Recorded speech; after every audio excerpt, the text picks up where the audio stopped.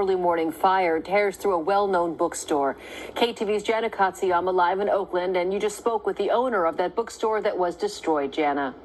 I did. We spoke with the owner of the bookstore and the owner of the building, and I'm going to step away here so you can see all of the destruction that has been left. Right now, they are cleaning up out here on the sidewalk in front of the East Bay Booksellers. This is right here on the intersection of College and Kales, and if you take a look inside through the broken glass, you can just see all of the damage to this bookstore that really has been an institution here in the Rockridge area, both as East Bay Booksellers and then also before as Diesel Books, when the current owner used to be an employee of that bookstore. Take a look at some video that we have for you from earlier today. And as you mentioned, it started early in the morning. The first calls came in around 5:30 a.m. People from around the area saw the flames. There were alarms that were going off at buildings on either side. As firefighters arrived here, they saw that it was completely engulfed. They quickly called for a third alarm,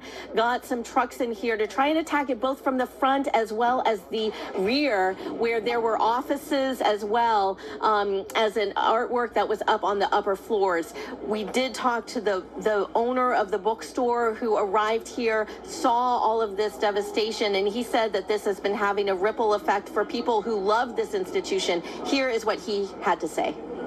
I'm getting phone calls and text messages from all over the country from people who shopped here, recently as well as in the past. And so it's definitely not just a Rockridge institution. Certainly that, definitely an Oakland icon. Not simply my store, but just the bookstore space itself.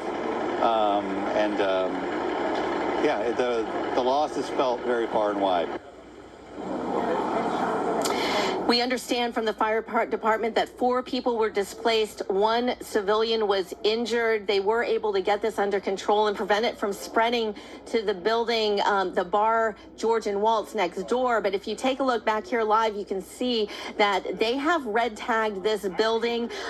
They are concerned about the structural integrity of the building here. They managed to prevent it from spreading to George and Waltz's. But on the other side, there is also an apartment building where we understand there have been several people who have been displaced as a result of both fire as well as water damage here. So really, it's such a heartbreaking loss for people, as you heard from the owner, not just here in the Rockridge neighborhood, but also people for generations who have been coming to this site, supporting it as one of Oakland's prized local businesses.